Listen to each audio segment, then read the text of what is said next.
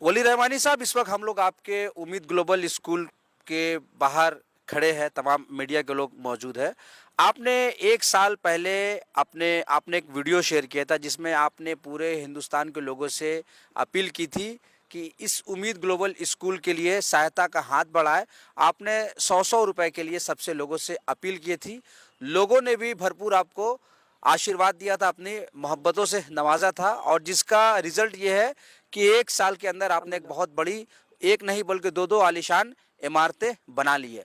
अब चूंकि नए एकेडमिक साल के लिए आप एडमिशन ले रहे हैं, अब जो आपका पोस्टर्स वगैरह हम लोग देख रहे हैं, आपका ब्रोशर देख रहे हैं, उसमें आप जो है 1.5 लाख रुपए, 1.5 लाख रुपए यू आर चार्जिंग एनुअली।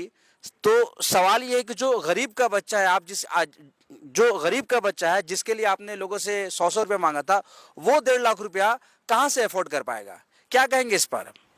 सबसे पहले तो मैं आप सबका शुक्रिया अदा करना चाहता हूं कि आप सब जो हैं हमारे स्कूल तशरीफ़ लाए। सारे जर्नलिस्ट का मैं शुक्रिया अदा करना चाहता हूं कि आप सब, और मुबारकबाद देना चाहता हूं कि आप वो काम कर रहे हैं जो जर्नलिस्ट को करना चाहिए, सच को लोगों के सामने लाने की कोशिश कर रहे हैं, और आप हिम्मत दिखाकर मुझसे सवाल पूछ रहे हैं। उम्मीद करता हूं कि ऐसे मुझसे सवाल पूछते रहेंगे। आपने सवाल पूछा कि मैं जब 100-100 रुपये लेकर गरीब बच्चों के लिए स्कूल बनाया हूँ तो मैं 1.5 लाख रुपये क्यों चार्ज कर रहा हूँ, क्या मैं चार्ज कर रहा हूँ या नहीं कर रहा हूँ? तो मैं बिल्कुल 1.5 लाख रुपये साल का फ़ीस चार्ज कर रहा हूँ। मगर अब सवाल है कि किससे चार्ज कर रहा हूँ और क्यों चार्ज कर रहा हूँ। इस सवाल पे आने से पहले मैं एक बैकग्राउंड बनाना चाहता हूँ, बताना चाहता हूँ कि उम्मीद ग्लोबल स्कूल क्या है। क्या उम्मीद ग्लोबल स्कूल एक आम स्कूल है? नहीं, उम्मीद ग्लोबल स्कूल एक यूनिक स्कूल है। उम्मीद global school is not an ordinary school जहाँ बच्चे आए, पढ़े लिखे, पेट के लिए तालीम हासिल करें और जॉब सीकर्स बन के बाहर चले जाएँ और नौकरी पर लग जाए। नहीं, उम्मीद ग्लोबल स्कूल का एक मिशन है, वो ये कि इस स्कूल से किस तरह से हम लीडर्स बनाकर दुनिया को दे सके। ऐसे लीडर्स जो गरीबी को, गुर्बत को इस मुल्क से दूर कर सके। ऐसे लीडर्स जो मुसलमानों को इस मुल्क में अपनी खोई हुई इज़्ज़त वापस दिला सके इंशाअल्लाह। और इस बात को याद रखते हुए अब मैं इस बात पे आता हूँ बताने के लिए कि उम्मीद ग्लोबल स्कूल फर्दर क्यों है। हम CBSE करिकुलम फॉलो कर रहे हैं, हम इस्लामिक स्कूल हैं।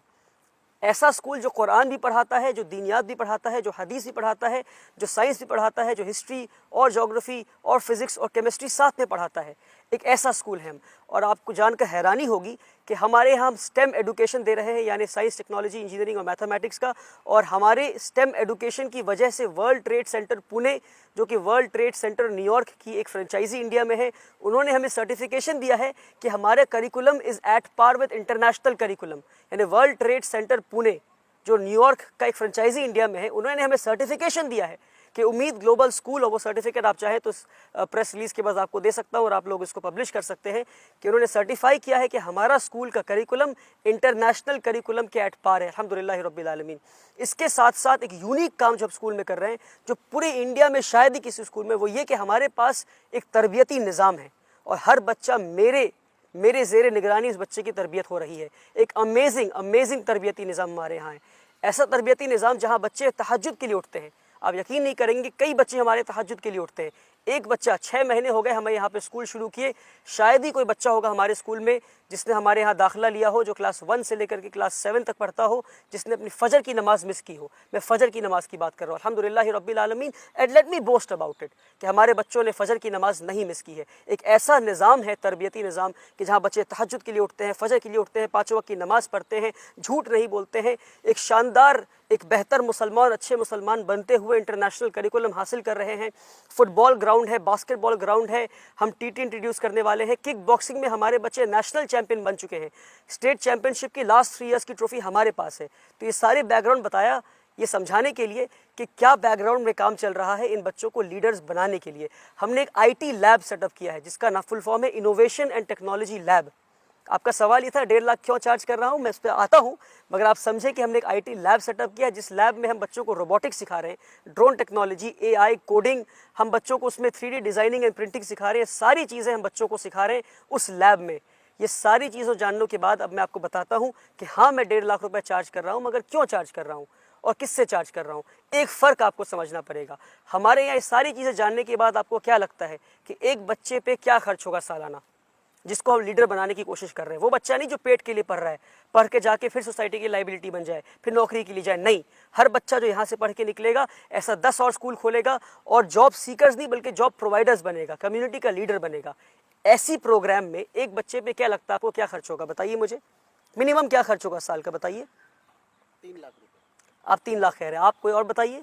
2 लाख 3 लाख तो लगेगा। चलिए मैं आपको हकीकत बताता हूँ, एक बच्चे पे 70,000 रुपये खर्च है। कितना खर्च है? 70,000 रुपये एक बच्चे पे खर्च है, ईयरली खर्च है, ठीक है, क्योंकि हमारा प्रोग्राम ऐसा है। और मैं बताना भूल गया, शानदार खाना 3 वक्त का, 2 टाइम फल, फिर दूध, ये सारी चीज़ें, मछली, पनीर, चिकन, सारी चीज़ें, अमेजिंग डाइट बच्चों के लिए, ऐसी डाइट जिसको खाकर बच्चे सच में लीडर बन सके इंशाल्लाह। इन सब के बावजूद हमारा जो ईयर एक बच्चे पे खर्च है सालाना, वो 70,000 रुपये एक बच्चे पे खर्च है। हमारा स्कूल का कैपेसिटी जो है वो 1000 बच्चों का है। अगर 1000 बच्चे पूरे स्कूल में आ गए तो एक साल में हमारा क्या खर्च होगा बताइए? 70,000 इंटू 1000 कितना हो गया? 7 करोड़। यानी हमारे स्कूल का हर साल एक्सपेंडिचर 7 करोड़ होने वाला है। हर साल एक्सपेंडिचर कितना होने वाला है? 7 करोड़। मैं एक बार 7 दिन में 7 करोड़ रुपए रेस कर लिया तो पूरी दुनिया ने मुझे सराहा और मेरी तारीफ की और कहा वाह वाह, आपने 7 दिन में 7 करोड़ जमा कर लिया, आपने कमाल कर दिया। अब सवाल का जवाब दीजिए मेरा, क्या मैं 7 करोड़ हर साल जमा कर पाऊंगा? एक बार जमा कर लिया, मान लीजिए अगले साल फिर जमा कर लूँ, उसके अगले साल फिर जमा कर लूँ, और उसके अगले साल ना जमा कर पाए, फिर क्या करूँगा? बच्चों को मैं सैलरी कहाँ दूंगा? टीचर्स को सैलरी कहाँ से दूंगा? बच्चों को खाना कहाँ से दूंगा? इलेक्ट्रिसिटी बिल कहाँ से भरूंगा?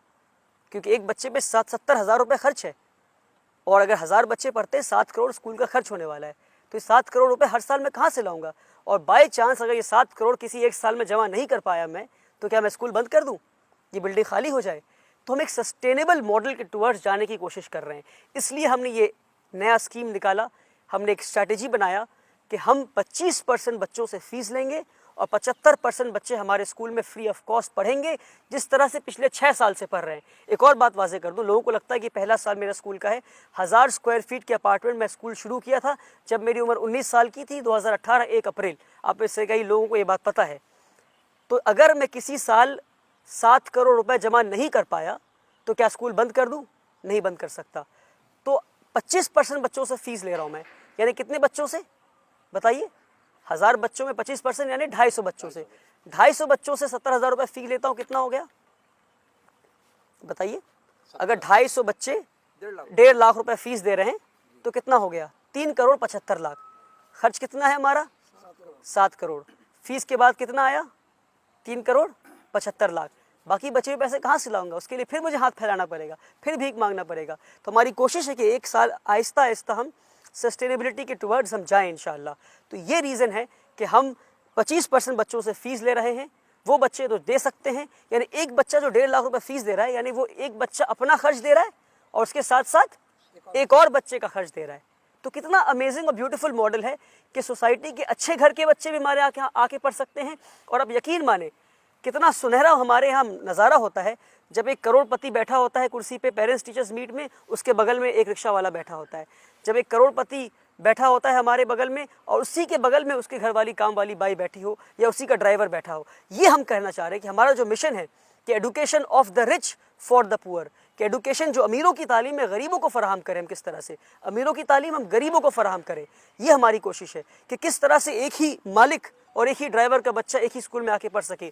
ड्राइवर का बच्चा फ्री ऑफ कॉस्ट पढ़ सके और मालिक का बच्चा 1.5 लाख रुपए फीस देकर पढ़ सके। तो इसलिए हम 1.5 लाख रुपए फीस ले रहे हैं। उम्मीद करता हूँ कि आप के सवाल का मैं जवाब दे पाया। दूसरा सवाल वली रहमानी साहब ये है कि जिस तरह से स्कूल यहाँ कामयाबी से चल रहा है, सैलरी क्या आप यहाँ से सैलरी लेते हैं तो कितना लेते हैं? आपने पूछा कि जिस तरह से स्कूल चल रहा है क्या मैं सैलरी लेता हूँ। मैं पिछले 6 साल में सैलरी नहीं लिया हूँ और मेरी आगे भी नियत नहीं है कि मैं सैलरी लूँ। इसलिए नहीं क्योंकि सैलरी लेना गलत है, बल्कि सैलरी लेना चाहिए मुझे, अच्छी सैलरी लेना चाहिए मुझे, बल्कि इसलिए क्योंकि मैं एक अच्छे वेल टू डू फैमिली से आता हूँ। My father is a businessman, he is established businessman, और मुझे पैसों की ज़रूरत नहीं है। My father takes care of my bills, he pays of all my bills. और मेरे वालिद साहब की तरफ से हुक्म है कि मैं सैलरी ना लूँ। मगर हाँ, अगर आप कहेंगे तो मैं आपको अपना अपॉइंटमेंट लेटर दिखा सकता हूँ। मैं भी एक स्कूल का एक एम्प्लॉय हूँ। I am acting in the capacity of the school secretary. मैं अपना अपॉइंटमेंट लेटर दिखाऊंगा जिसमें लिखा है कि मेरी सैलरी 70,000 रुपये है और ये लिखा है मेरे अपॉइंटमेंट में कि मेरी मर्ज़ी से ये सैलरी मैं ड्रॉ नहीं करूँगा। और हमने ये सिस्टम इसलिए बनाया है ताकि मेरे बाद कोई और बैठे जिसे पैसे की ज़रूरत हो इस कुर्सी पर, वो सैलरी ड्रॉ कर सके।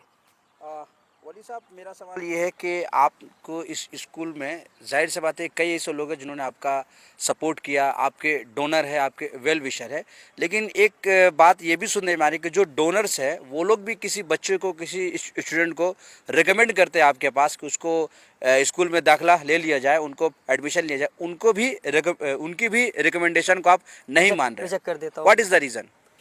इसमें रीज़न ये है कि स्कूल जो हमारा पर्सन ओरिएंटेड नहीं है। स्कूल मुझसे नहीं चलता, मैं स्कूल नहीं चलाता, स्कूल चलाता सिस्टम है और मैं भी सिस्टम के मातहत हूँ। मैं सुनूंगा, सिस्टम की सुनूंगा, और हमने एक सिस्टम बनाया है, सिस्टम के तहत एडमिशन होना है। और डोनर्स, जिसने 100 रुपये दिया, जिसने 1 करोड़ रुपये या जिसने 10 करोड़ रुपये दिया, मुझे इंशाल्लाह आगे आने वाले वक्त में ऐसे भी डोनर्स होने वाले, इंशाल्लाह मुझे अल्लाह की ज़ात से उम्मीद है।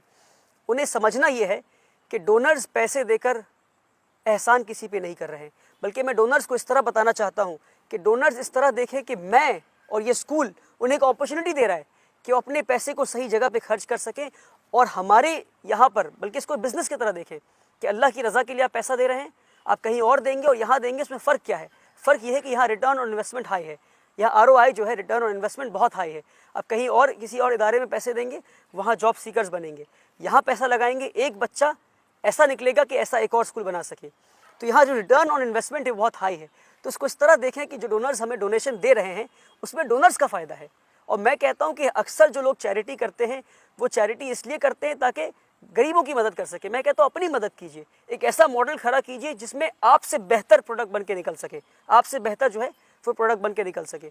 इसलिए मैं कहता हूँ कि डोनर्स के रिकमेंडेशन को मैं रिजेक्ट नहीं करता, मैं डोनर्स के रिकमेंडेशन को सिस्टम और प्रोसेस में डाल देता हूँ। सिस्टम रिजेक्ट करता है और सिस्टम ले लेता है। मैं डोनर्स की बात नहीं सुनूंगा, मुझे जवाब डोनर्स को नहीं देना है, मुझे जवाब अल्लाह सुब्हान ताला को देना है। और हमारा एडमिशन प्रोसेस बहुत ट्रांसपेरेंट है और ट्रांसपेरेंसी के साथ ही मैं काम करना चाहता हूँ। बल्कि मैं कहता हूँ मेरी 2 अपनी बेटियाँ हैं, जो मेरी अपनी बेटियाँ हैं, 2 छोटी बेटियाँ। मैं कहता हूँ कल को अगर मैं चाहूँ कि अपनी बेटियों को दाखिला स्कूल में करा दूँ, मैं नहीं करा सकता। मुझे एडमिशन फॉर्म लेना होगा और मुझे मेरी बेटियों को, अपनी बेटियों को एडमिशन प्रोसेस से गुजरना होगा। और मुझे नहीं पता कि उनका एडमिशन हो पाएगा कि नहीं, एडमिशन टीम ही डिसाइड करेगी कि एडमिशन उनका हो पाएगा या नहीं हो पाएगा।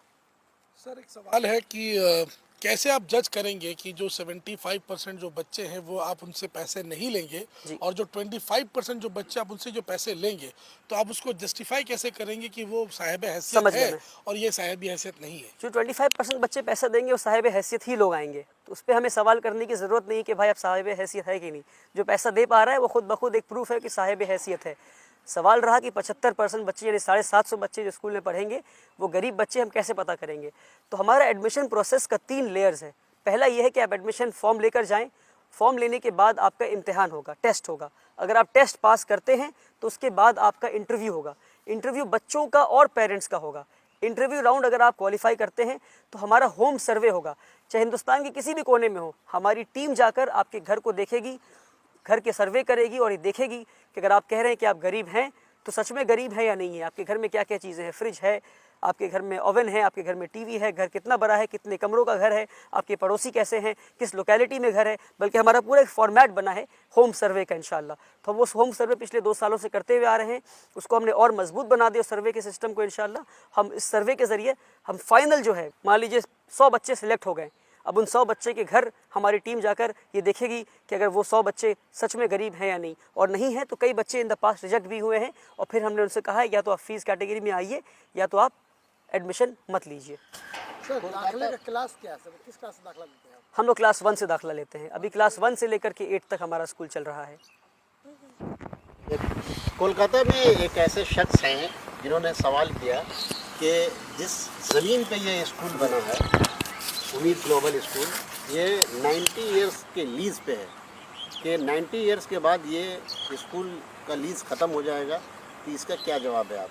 देखिए, ऐसे लोगों को मैं जवाब देकर अपना टाइम वेस्ट नहीं करना चाहता। उम्मीद ग्लोबल स्कूल एक ग्लोबल स्कूल है और बहुत सिंपल फंडा है। हमारे वेबसाइट पे जाइए, हमारे वेबसाइट पे स्कूल की ट्रस्ट के कागजात, ज़मीन के कागजात, सारी चीज़ें अपलोडेड है। मुझे बात करने की ज़रूरत ही नहीं। अगर कोई पढ़ा लिखा इंसान है, थोड़ी भी पढ़ाई लिखाई की हो और अंग्रेज़ी पढ़ सकता हो, क्योंकि सारी चीज़ें अंग्रेज़ी में लिखी है हमारे वेबसाइट पर, तो वेबसाइट पे जाइए, लीगल कंप्लायंस हमारा एक उसमें सब हेडिंग है, उस पर जाकर हमारे ट्रस्ट के कागजात देखिए। हमारे आप जाकर ज़मीन के कागजात देखिए, वो सारी चीज़ें हमारे वेबसाइट पे अपलोडेड हैं और जाकर देखिए लीज पे दिया गया है या ट्रस्ट पर ज़मीन है। ये बेकार की अफवाह फैलाने की बजाय बेहतर होगा कि थोड़ी पढ़ाई लिखाई करें, थोड़ी रिसर्च करें और कोई अच्छा काम कर रहा है तो उसे सपोर्ट करें, ना कि उसे डिफेम करें, उसे बहतान लगाए बिना सच्चाई जाने। अगर- आपके एजुकेशन मॉडल को ज़्यादा लोग एक्सेस कर पाए, उसके लिए आपका क्या स्टेप है? हमारे एजुकेशन मॉडल को ज़्यादा लोग एक्सेस कर पाएँ, उसके लिए तो हमें टू बी वेरी ऑनेस्ट इसमें बहुत ज़्यादा अच्छा अभी हमारे पास कोई पुख्ता स्टेप नहीं है, क्योंकि बहुत यूनिक मॉडल है और एक्सेसिबल कर पाए इसके लिए ज़रूरत यह है कि कौम की जो कम्युनिटी, जो बिजनेसमैन हमारे, बल्कि मैं कहता हूँ यहाँ से 4 किलोमीटर की दूरी पर लेदर कॉम्प्लेक्स है, 5 किलोमीटर की दूरी पे मेरे स्कूल से, मतलब अगर मेरी बिल्डिंग पे, स्कूल बिल्डिंग पे खड़े हो जाएंगे तो leather complex, Calcutta leather complex आपको दिखेगा। 20,000 करोड़ की इंडस्ट्री है। मैं आपको बताता हूँ वहाँ से 20,000 रुपये नहीं आए मुझे, सिवाय 1-2 लोगों को छोड़कर जो बहुत ख़ास लोग हैं मेरे, उन्हें इंक्लूड नहीं कर रहा हूँ मैं, क्योंकि मेरे बहुत ख़ास लोग हैं वो, उन्होंने ज़मीन दी मुझे उनको बहुत सालों से जानता था। उनके अलावा क्या कलकत्ता में लोगों को पता नहीं कि यहाँ पे उम्मीद ग्लोबल स्कूल खुला है? क्या लेदर कॉम्प्लेक्स जो 5 किलोमीटर की दूरी पर है, वहाँ पे लोगों को पता नहीं कि 5 किलोमीटर की दूरी पे एक इंटरनेशनल लेवल का स्कूल खुला है जहाँ लीडर्स तैयार हो रहे हैं? लीडर्स तैयार करने का फॉर्मूला कहाँ है किसी के पास? लोग सिर्फ पढ़ा रहे हैं। मैं लीडर्स तैयार करने की बात कर रहा हूँ, मैं लीडर्स तैयार करने की बात कर रहा हूँ। और 20,000 करोड़ की इंडस्ट्री, पूरे मुसलमानों की इंडस्ट्री, 20,000 रुपये नहीं आई, अफसोस की बात है। तो मैं कहता हूँ कि मुसलमान बिजनेसमैन की जिम्मेदारी है कि वो पैसा लगाएं और ऐसे कई स्कूल्स खोलने की कोशिश करें। वली रहमानी साहब, उम्मीद ग्लोबल स्कूल के चर्चे बरादरान वतन में भी हैं और उनकी भी चाहत है कि उनके भी बच्चे यहाँ से तालीम से आरास्ता हों। उनके लिए क्या कदम उठाएं? अफसोस की बात यह है कि एक स्कूल पूरे मुल्क को केटर नहीं कर सकता, एक स्कूल बल्कि एक डिस्ट्रिक्ट को केटर नहीं कर सकता, एक स्कूल एक एरिया को केटर नहीं कर सकता। एक स्कूल में मैक्सिमम जो बच्चे पढ़ सकते हैं 1,000-1,200 बच्चे। तो अपनी जब मैं फ़ंड रेजिंग कर रहा था तो मैं उस वक्त भी ये कहा था इस तरह के 100 से ज़्यादा स्कूल की ज़रूरत है पूरे मुल्क भर में। अब हमने एक मॉडल तैयार कर दिया है, मुल्क भर के लोगों से गुजारिश है कि वो आएँ, इस मॉडल को कॉपी करें, पैसा लगाएं और इससे अच्छा स्कूल बना कर दिखाएं। इंशाल्लाह 100% सपोर्ट मेरा आपके साथ है इंशाल्लाह। कोई नॉन मुस्लिम बच्चा एलिजिबल है, क्या उनको अपने यहाँ पर रखेंगे? बिल्कुल रखेंगे। इस मुल्क में हिंदू भी है, मुसलमान भी है, क्रिश्चियन भी है। हम चाहेंगे कि नॉन मुस्लिम बच्चे, क्रिश्चियंस आए, हिंदू हमारे यहाँ आए। बल्कि आप जानकर हैरान होंगे कि हमारे जो हिंदू बच्चे हैं वो कुरान के पीरियड में संस्कृत पढ़ते हैं। हमने हिंदू बच्चों के लिए कुरान और दीनियात की, कितने मतलब हमारे यहाँ कुरान और दीनियात की पीरियड में हिंदू बच्चे संस्कृत पढ़ते हैं। और हमारे यहाँ जो हिंदू बच्चा पढ़ रहा है वो यतीम है, वो मुझे अब्बा जी बोलता है।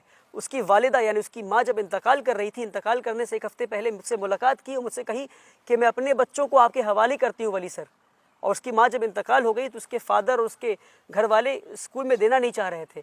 मैं घर जाकर लड़कर उन बच्चों को अपने स्कूल लेकर आया, हाथ जोड़कर उन बच्चों को स्कूल लेकर आया। वो बच्चे मुझे अब्बा जी कहते हैं।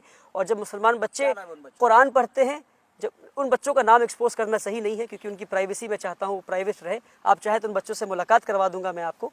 बहुत प्यारे बच्चे हैं, मुझे अब्बा जी कहते हैं।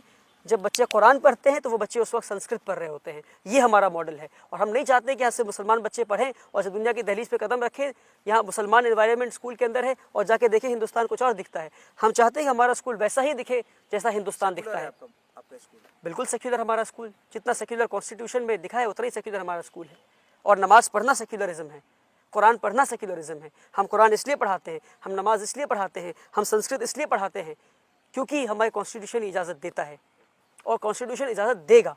और कल को अगर ना दे तो फिर हम बात करेंगे इंशाल्लाह। स्कूल का I guess this is the first year admission हो रहा है। अगर कोई इन्फ्लुएंशियल आदमी का, किसी MP MLA वगैरह का अगर रिकमेंडेशन लेटर लेके आता है फॉर एडमिशन, क्या आप उसको एक्सेप्ट करते हैं? या हम रिकमेंडेशन एक्सेप्ट करते हैं मगर पोस्ट टेस्ट पास करना, पहले आपको टेस्ट पास करना होगा।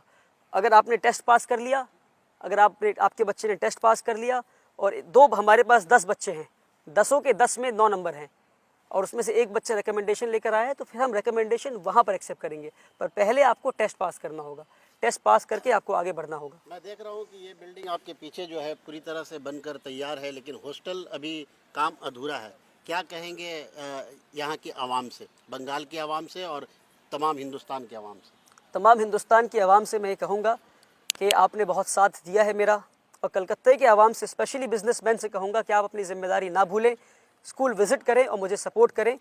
कई सारे काम अभी भी बाकी हैं उनको पूरे करने हैं। हमें अभी भी फंड्स की ज़रूरत है। आप आएँ और देखें किन किन चीज़ों की ज़रूरत है हमें, उन चीज़ों को आप पूरी करने में हमें मदद करें। और पूरे हिंदुस्तान के लोगों से कहूँगा, आप जिस भी सिटी में हैं, अगर आप बिजनेसमैन हैं, 10-15 बिजनेसमैन जुड़कर वहाँ स्कूल कायम करें। अगर आपको टेक्निकल सपोर्ट चाहिए, सिस्टम में सपोर्ट चाहिए, एकेडमिक सपोर्ट चाहिए, जिस तरह की भी सपोर्ट चाहिए आपको, सारी सपोर्ट इंशाल्लाह मैं आपको करूंगा। ये मेरा वादा है आपसे। मैं पिछले 6 साल में स्कूल के मॉडल्स को स्टडी किया हूँ and I have the expertise and I am ready to share the expertise with everybody who comes to me इंशाल्लाह, सो दैट हर डिस्ट्रिक्ट में, हर इलाका में एक इस्लामिक स्कूल हो, जहाँ हिंदू बच्चे भी आएँ, क्रिश्चियन बच्चे भी आएँ, तरबियत हासिल करें और इस मुल्क को एक बेहतर मुल्क बनाने में और पावरफुल मुल्क बनाने में मदद करें इंशाल्लाह। सर एक क्वेश्चन सर, क्लास 8 तक पढ़ाते हैं क्या? 9, 10 भी पढ़ाई शुरू? अभी बच्चे क्लास 7 तक पहुँचे हैं।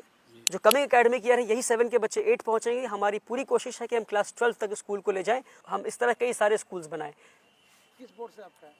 हम लोग CBSE एफिलिएशन लेने वाले हैं एक इंशाल्लाह। आखिरी सवाल, क्या स्कूल ख़त्म होने के बाद कुछ ऐसा कोर्सेज वगैरह होते हैं क्या यहाँ पे? नहीं, बिल्कुल बताया मैं, तरबियती निज़ाम है हमारे यहाँ। स्कूल ख़त्म होने के बाद प्रेप क्लास होता है। हमारे यहाँ ट्यूशन कल्चर नहीं है। स्कूल ख़त्म होने के बाद बच्चे खुद सेल्फ स्टडी करते हैं। तरबियती क्लास होता है, यानी असर से लेकर मगरिब तक बच्चे हदीस पढ़ते हैं, हदीस सुनते हैं। बच्चे फजर, बल्कि मैं एक यूनिक तरबियत के मॉडल पे अगर मैं बात करने जाऊँ, it's a very vast topic कि किस तरह से मैं उसको कोडिफाई करने की कोशिश कर रहा हूँ, एक शानदार तरबियती निज़ाम कायम करने की कोशिश कर रहा हूँ।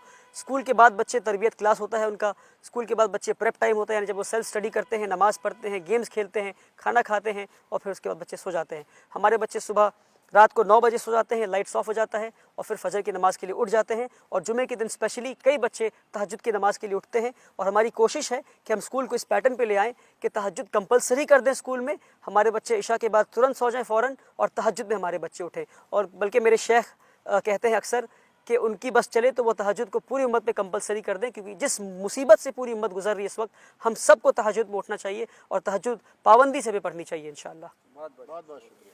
बहुत बहुत शुक्रिया। Thank you so much.